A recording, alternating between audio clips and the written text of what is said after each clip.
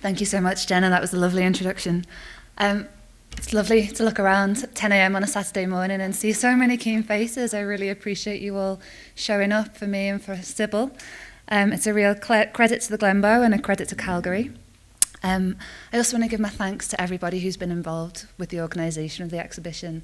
It's a real triumph. I hope you all enjoy it as much as I do. It's beautifully, beautifully laid out, and I think makes a real impact and tells a real story of Andrews. And I also want to extend special thanks to Rodney Muir, who's here this morning, who has worked so hard to catalogue and the Andrews collection so beautifully. And it's a real credit to the Glenbow that these materials have been preserved and archived and catalogued so precisely and so wonderfully. It was a joy to come and work with them. And it made the organisation of the show incredibly intuitive and gave it great flow and allowed me to focus on the narrative and on Sybil's art and not problematic issues. So thank you very much. And Rodney, that was a sterling job. Well done to you. Right, let's get on. So I don't know it's going to be a comprehensive overview this morning, because one thing that I keep learning about Andrews is that the more I learn, the more there is to learn. She is an incredibly complex and protean character, and her art is just so rich. It keeps moving and giving. But some of the issues that I wanted to discuss today are my encounter with Andrews, how I came to sort of meet with her art, the aims of Sybil Andrews' art and life. Is the volume okay, by the way? Can everyone hear all right? There's no... Yeah, great, okay. And then I was going to walk through some of the exhibition themes with an especial focus on the first three sections, which perhaps are the ones that are least obvious in thematic organisation. They're the ones that don't include as many linocuts, which are perhaps what Andrews are best known for. And then I will endeavour to leave enough space for questions at the end, because I know that, well, I hope that we can have some really good conversation. So a little bit about me first. I graduated with my PhD in 2014, which was, as Jenna said, on British and European modernism and a bit of Canadian thrown in there as well. And my first job was on a journal called British Art Studies. I was one of the founding editors. Now, this is an open access, free online journal. There are a number of long-form academic articles, 6,000 to 8,000 words, but there are also lots of very rich, visual, innovative, playful articles that are more like an armchair read that you can sort of scroll through in your spare time. So if you are ever looking to fill a few happy minutes, British Art Studies is a great thing to turn to. We had a wonderful talk from the Glenbow conservator the other evening, and it does have conservation pieces, so if you are interested in the kind of ways that this kind of work is preserved and conserved, do have a look around. My current role is based at university in Liverpool, and I am the John Moores Painting Prize Senior Lecturer and Development Manager, which is a bit of a mouthful. But the John Moores Painting Prize is a biennial prize. It's been running for 60 years. We've got a wonderful logo there by Sir Peter Blake, our patron, who's an alumni of the prize, and many contemporary British artists are alumni of the prize. Another thing to keep your eyes open for.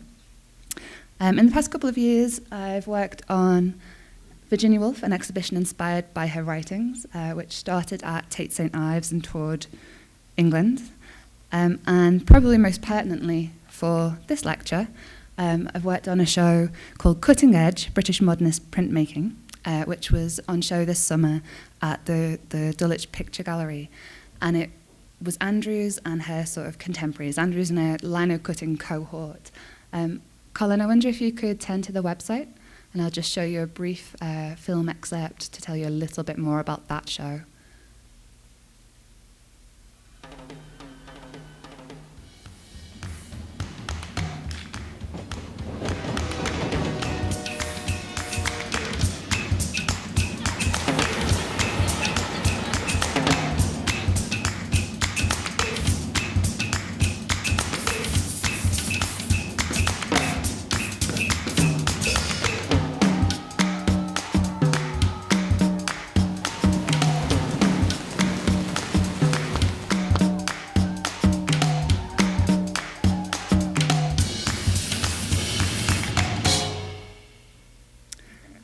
So the focus of this show was really that kind of jazzy interwar period. It was really interesting to note that a lot of the critics picked up on Andrews' work, particularly to note in their reviews. But this is just one facet of Andrews' work, this kind of interwar jazzy modernity. Can we turn back to the slideshow, please?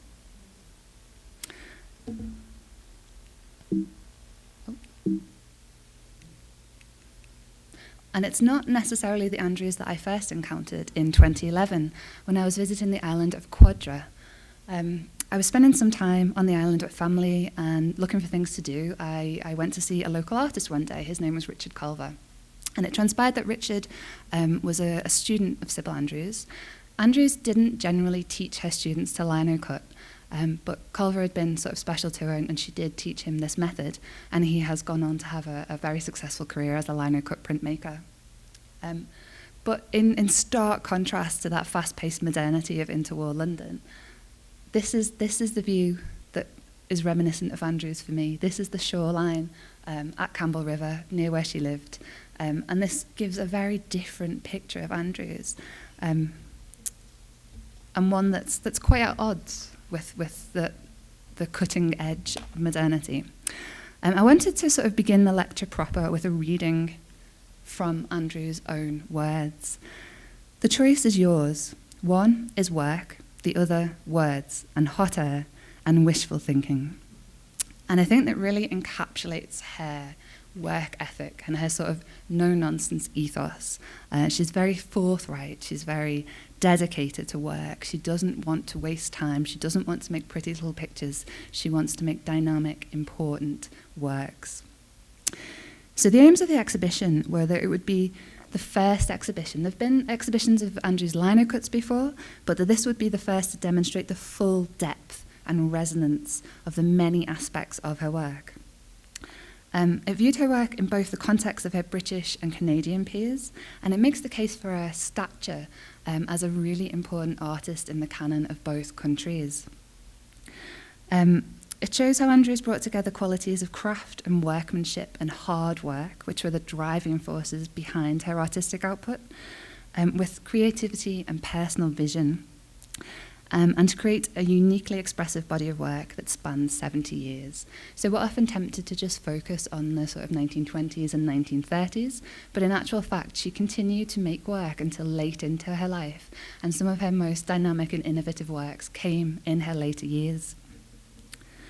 And the exhibition explores previously uncharted areas of Andrews' practice, including her intense spirituality, her musical talent, and her struggles with the vast scale of the Canadian landscape. So it wasn't easy for her to move here and to begin to make works that responded to her new environment, but she persevered. And I think you can really see that in the last room of the exhibition.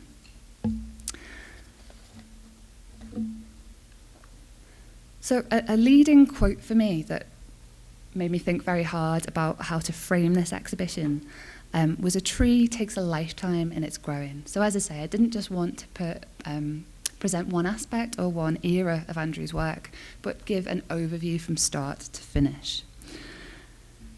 So as well as being a visionary artist and a linocut maker who sort of embraced and reflected an era of speedy change, she was a really fascinating character.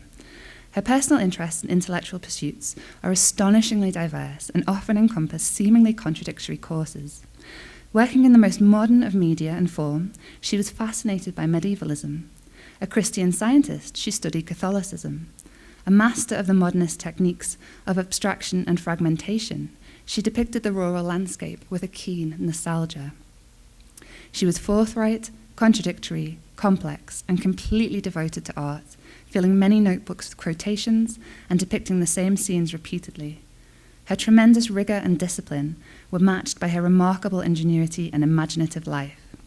So this exhibition brings all of these aspects together into public view for the first time, and it celebrates this complexity, and it sort of celebrates this complexity at the expense, I think, of her place in art history. I think people have not known what to do with Sybil Andrews because of this complexity. And so instead of trying to make her conform to a more traditional narrative of the woman artist who had personal troubles, or we sort of celebrate the fact that she doesn't conform to any of these norms and tropes, and she is a complete, unique individual.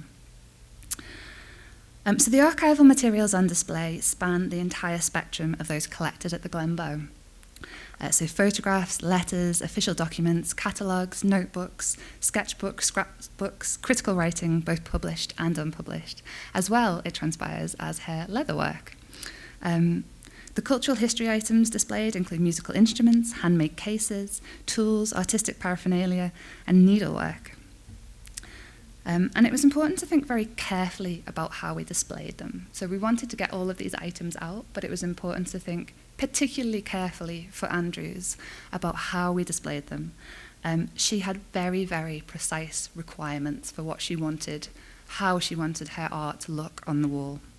And this excerpt from her writing sort of really demonstrates how kind of tunnel vision she was on that. So this excerpt is called A Letter to a Framer, and she talks about, all my pictures and prints have scale. I deliberately design outside the picture frame to give scale. And I think that's something that you will see as you go around. The lines of action do not end at the end of the print. You can see the action going off into the distance. A black frame is disastrous. So we had lots of negotiation about what colour frames to use. And actually we have used a dark colour frame, but what we've done is used a large mount, so it gives the space for the print to breathe and for those lines to extend off the page. And I think it looks really, really beautiful. The exhibition designer has done a fantastic job. And I hope that you'll note in the room on spirituality, there's a slightly different colour. There's a beautiful bronze sparkle in the frame. So yeah, I think you get a good sort of impression of how rigorous she is, how far forward she plans. She doesn't just want to plonk things on walls. She thinks very, very carefully about every aspect of her art, how she creates it, how it's displayed. She takes many, many, many, many notes. So we've got several Linocut print books where she records every print that she makes. She records how many impressions are pulled. She records who those impressions go to. She records the kind of colours that she uses, the inks that she uses. She records how many blocks she uses. Tremendous amounts of detail that extend right to how hard to press when she's getting the ink so that she can achieve the effect that she desires. I just thought this is quite a beautiful little thing in itself. This is the colour palette that we've chosen, so the kinds of colours that you'll see on the walls as you go around. And this was actually a very easy conversation. Stephen is a tremendous exhibition designer, and we had a really nice time kind of picking these colours, and they match beautifully to Andrew's work. And this is just a floor plan. I thought you might like to see how all this stuff comes together and the sort of eye-straining detail that one has to go through to decide where everything's going to go on walls and what it's all going to look like.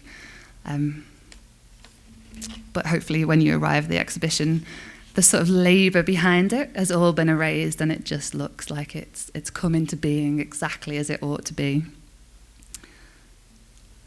So the 9 sections that I decided upon were to me fairly obvious once I was going through Andrew's archives and the full range of her works. So the first one, Sybil herself, is sort of an homage to a book that she kept, a scrapbook. She kept several I call them scrapbooks. I mean, it feels like a real injustice to call them scrapbooks. They are beautifully bound. She made them herself. She was a master bookbinder. And they are stuffed full of materials, from newspaper cuttings to sketches to hand-copied recorded notation. And they give a real insight into her personality and her interests, and also the sort of lifelong learning that she undertook. She was never satisfied to sit back and think, oh, well, I know all that now. She continued to engage with the artistic theories of the day and with the world around her. She was a keen chronicler of her own life, and I think this is why we have such a wonderful, rich array of materials in the archive. She kept everything.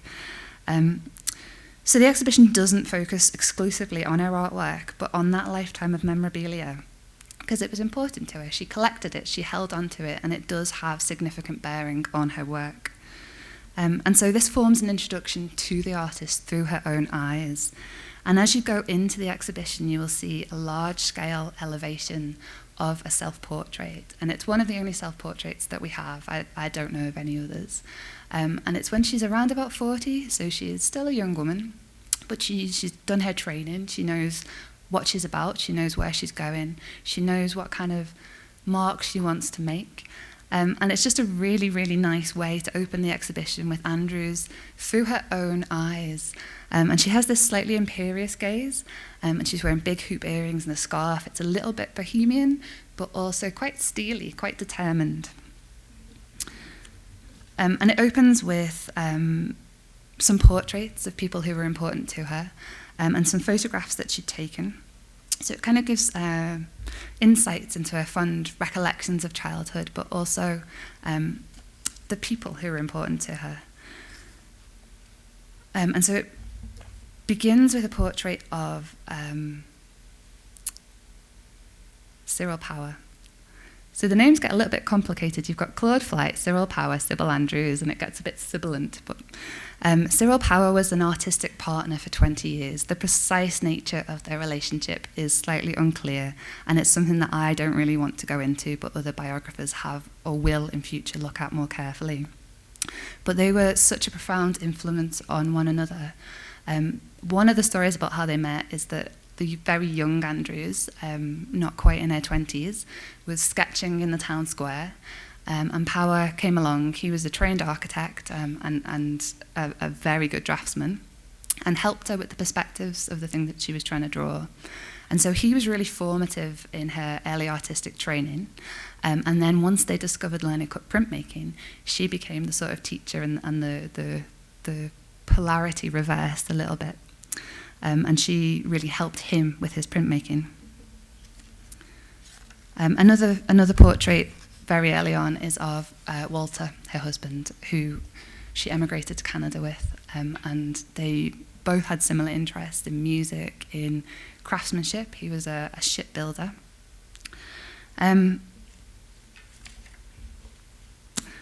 Very early on, there's also a photograph of a very young Andrews with her mother.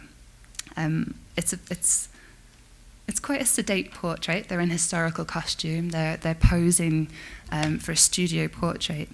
But the verso gives a real sort of impression of the rascally young Andrews, and it reads, "Sybil would laugh and was forbidden to laugh or smile. The more she was forbidden, the more she laughed and could not stop. Well, the photographer got angry, and mother became angry and made dire threats. Sybil somehow gripped her jaws tightly, and the picture was taken." And we don't really get an impression of that in the picture, but it's a really nice. This is the portrait in large elevation at the beginning, and this is the photograph and the inscription on the back. So as you can see, it's quite a buttoned-up portrait, but that just little hint of Sybil's cheekiness, childhood cheekiness, is really nice. So that in this section, you also see her first artistic efforts and the studio spaces she created. And I draw attention to the time she spent as a welder and woodworker during each of the World Wars, which just had really great implications for her work ethic and her practical approach and use of tools. So there's quite an interesting and very complex sketch in the first section that has no bearing on any of her finished linocuts or other prints, but it does give an idea of how technical her process was and her beginnings and how she made these shapes come together. So the second section is Modernism, Theory, Colour and Technique. And it takes a look at her engagement with theoretical principles. So while she was quite an intuitive artist, she also really, really positioned herself and read really rigorously and deeply. And one of the objects in that item is Kandinsky's On the Spiritual in Art. Her own writing gives the impression that she's engaged deeply with Roger Fry and Clive Bell. And there is a collection of her own library books in the Glenbow collection, and she's annotated. So you can see she's not just sort of reading them flippantly, she's really engaging with this material. And that becomes very obvious in her own writing. There are manuscripts for several pieces of writing in the Glenbow archive, some published, some unpublished. Aims of the Art of Today was a manifesto that the very young Andrews wrote in around 1924. It was supposedly co-written with Cyril Power, but the manuscript copies are all in Andrews' handwriting in the Glenbow and also typewritten by Andrews. And it's incredibly earnest. It's a bit of a difficult read because it's combining her personal views on spirituality and aesthetics with some quite complex language that she's borrowing from the foremost cultural critics of the day. But it is very rich and rewarding, and it sets about Andrews' beliefs in art and her beliefs in spirituality. One passage reads, "Art should express and reflect its contemporary period. So because now we live in an ugly, scientific, mechanical, industrial, and hustily age, it is not surprising that modern art, to be true to its period, must. It cannot help reflecting the ethos of the time, the zeitgeist. True, it is an ugly age, judged by the beauty of past periods. But our factories and industrial buildings have a majesty all of their own, a titanic, savage, satanic strength that calls for simplicity and sternness of treatment and cannot be properly represented by prettiness and picturesqueness of handling. So you see, we are in honesty bound to take stock of our ideals and restate our canons of beauty. Curly locks, pinnacles, quaintness of surface and form were among the past standards. Simplicity, sternness, and efficiency are the vogue of today. Fundamental shapes rather than interesting accessories. We return to simplicity in a revolt from the sophisticated." So this was written before she encountered the linocut. But you can see how the linocut and Andrews were made for one another. The linocut forces simplicity. You cannot make all these curly representational marks. You must be direct. You gouge straight into the material. And so in many ways, they're a match made in heaven. And Claude Flight was the man who taught Andrews how to linocut. So they came together at the Grosvenor School. Flight had been employed to teach linocut printmaking. This was a new school founded in 1926. Power had been employed to teach architectural history, and Andrews had been employed, shamefully, as a secretary. Not shamefully for her, but I think shamefully for the management of the school. Because she did go on to become a very influential teacher whose pupils remember her tremendously fondly. So Flight was the man who taught Andrews to linocut. While she was working at the school, she took lessons from him. And he was also interested in thinking beyond the image. And he had great plans for the linocut, which he outlined at length in 2 books. So his ambition was to transform what he perceived as an alienated relationship between the public and the arts. So he perceived that normal people did not go to art galleries. They did not take an interest in the visual arts. Cinema was starting to become a thing that people frequented more often, and this sort of gave him hope that this relationship could be repaired. It could be made more direct, more mutual. So what he wanted to do was make linocut prints affordable for the average income. He wanted people to see buying a linocut in the same price bracket as buying a cinema ticket or a couple of pints of beer, but a more sort of enriching and fulfilling and sustainable leisure pursuit than either of those things. He also wanted to introduce linocut lending libraries, so people could spend some time with a linocut, take it back, try another one out, see what suited them, see what fitted their house, and thereby sort of cultivate their own artistic interests. Some of this was in order to cultivate an audience for the artists who he worked with. So it wasn't all about making connoisseurs, it wasn't all about making new artists, some of it was to provide a market. So it had both quite lofty ambitions, but also quite practical, pragmatic ambitions. And here's a quote from one of his books, which sort of chimes with Andrews. "We must create, not copy the past. We must simplify because the medium in which we are working demands it.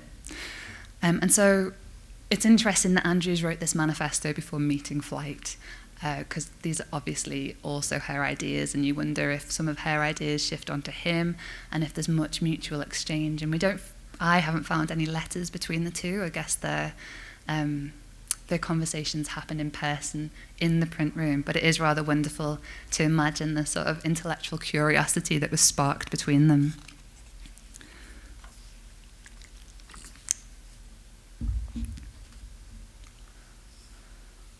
So Andrews was also a stickler for colour. She really went all out to go by the rules on colour. She wrote quite extensively about colour. A 38-page handwritten document in the Glenbow is called A Little Treatise on the Laws of Colour. And it sort of informs some of the stuff that goes into her teaching manual, Artist's Kitchen. But as you can see, she's completely adamant that you must obey these laws. But she didn't seem to think that this was contradictory in terms of creativity. She seemed to think that this was the scaffolding for which your creativity could be pinned and buoyed up with. So she writes, like all reactions, there is a feeling today that all rules should be thrust aside, but there are some things that are more than rules. They are basic laws and cannot be ignored, and it matters not that you apply them to the maddest pictures. The mad pictures will be all the more satisfying if based on law and not anarchy. So I think that's a really good example of how those two sides, that very pragmatic side of her nature and the very creative side of her nature, come together. And this is just a lovely object that I found stuffed into one of her notebooks in the archive. That's not actually my writing on the original object. That's my writing on a scan of the object, by the way.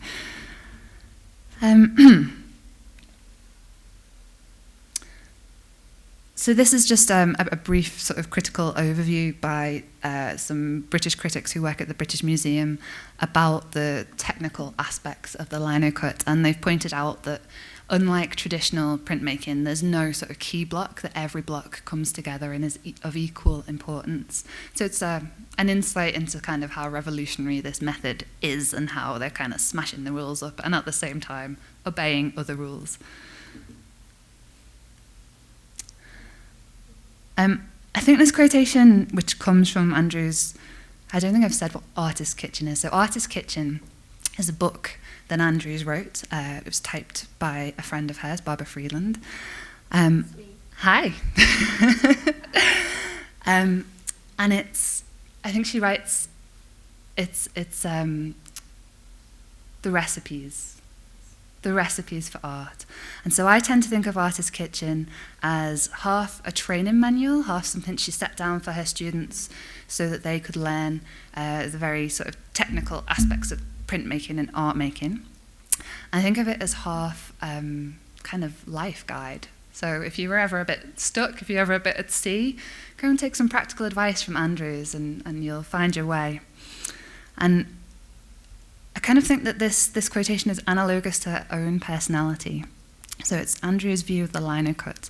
The technique being simple, the whole emphasis is left on the idea, and, not lending itself to fuss, of necessity the student learns simplification, learns to eliminate non-essentials, to learn that great lesson of balance of masses, shapes, rhythms, spaces, tones, and colour, not to be learned in plain black and white print. To get richness from a few blocks shows that the individual has begun to learn something about colour and the laws of colour. Now, Andrews, one of her major selling points is that she is so expert at getting richness from just a few blocks. So she's using 3 or 4 colours in most of the prints, but the overall impression is one of dazzling multiplicity. She overlays colours in order to create more colour, but also in order to create effects of light and shadow.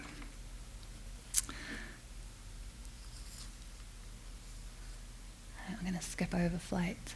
But again, some of Andrews' writing, this just gives the impression of the scaffolding that she sees as underpinning her work. And the third section, Prints and Process, really shows how she goes from being a master dry point etcher, like those prints are worthy of their place in collections like the British Museum. They are technically and aesthetically astounding. But how she goes from that level of detail, from that level of verisimilitude, to the very abstracted, very pared down lines and colours of the linocut.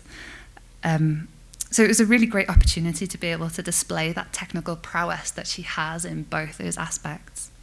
And this quotation about scaffolding just sort of really shows how simplified she made things, but when we actually look at the preparatory sketches and the preparatory materials, how complex they are, and how far that process takes us from the very, very, very detailed to just an essence of emotion. Yeah, I think this is the piece I mentioned earlier that's in the first section on the first wall as you walk in. You can sort of see this is just one of her many, many, many pieces of paper that are covered in incredibly complex diagrammatic technical drawing.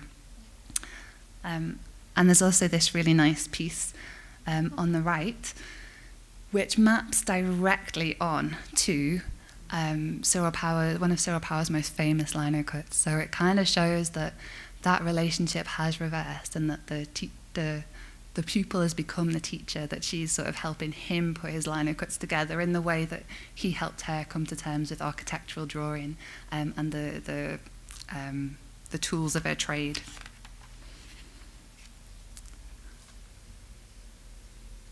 Oh, here's the artist kitchen quote that I really like. "This is the kitchen where the ingredients of the cakes and pastries are assembled. It is not the display counter." So she doesn't include any illustrations in Artist Kitchen. It is all her writing. And some of it is very poetic. Some of it is sort of prose poems, and Barbara has helped her to lay them out so that they're not left to write text, but they're sort of indented, and they're very, very carefully structured.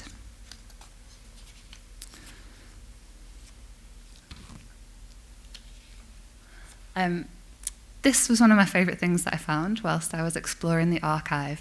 This contains some of her dry point etchings. So dry point prints for my daily bread and cheese and half an apple. And she's not joking. She sort of spent the 20s making her living through these dry point etchings and living very frugally. She was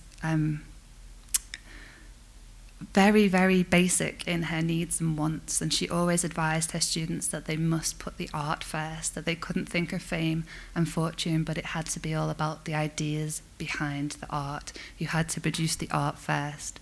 And in some ways, I think it comes across in her writing that she's quite devoid of ego. She really is living for her art, and everything that she writes and expresses about her art are very deeply held beliefs.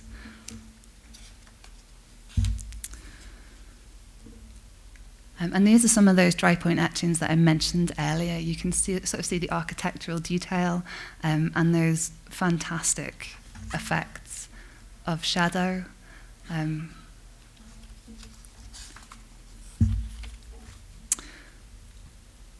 So the linocut for all of these artists is a fresh break. It is the medium that Andrews has been looking for. And Flight kind of puts that very succinctly when he says, having no tradition behind them, because linoleum as a material was sort of only invented in the late 19th century. I think it was first used to create prints by the German abstract expressionists in the kind of 1900 period, and there's very little tradition of it in England, so perhaps only a few have been made before Flight stumbles upon it. He says the linocut artists are not hampered by any cult of technique, but have invented one of their own, which enables them to approach, because of necessity of simplicity, unity and harmony, nearer to the spirit of their age than is usually found in the works of older forms.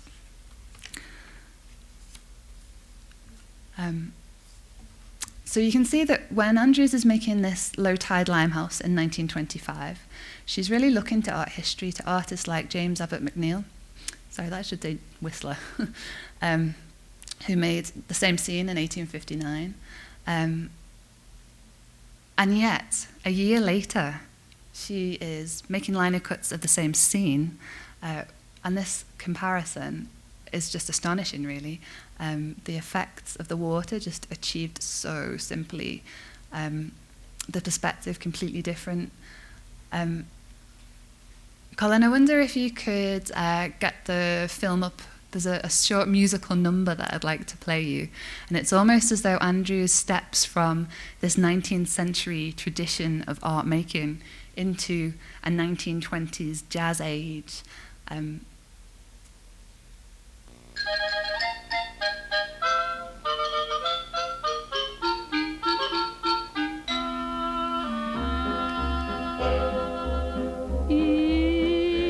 So this is a piece called Limehouse Blues, and I think is really reflective of that interwar jazz age that Andrews was a part of in London.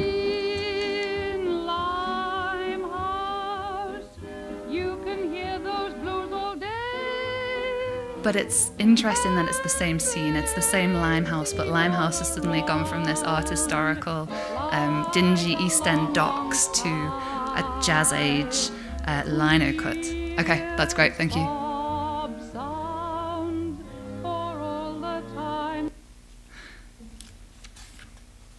So I think I need to start to sum up so we have enough time for questions. But I just wanted to point out that 1929 is a really pivotal year for Andrews. She makes 6 linocuts this year, and the first 3, Concert Hall, Theatre, and Oranges, are all a little bit murky and indistinct. And you do see oranges in the exhibition. She has created an oversaturated colour field. So what that means is she has tinted the paper before she puts the print on. So some of the details are a bit indistinct, the lines are a bit blurred. Same year, she makes haulers, strap hangers, and the winch. And this really sort of exciting transformation occurs. She becomes a master linocut printmaker. Her newfound ability to make a few lines do all the work becomes manifest and results in a dazzling new clarity of vision. She gained maximum life and movement through refusing to allow any non-essential marks onto the page, and she really comes into her own as a linocut printmaker.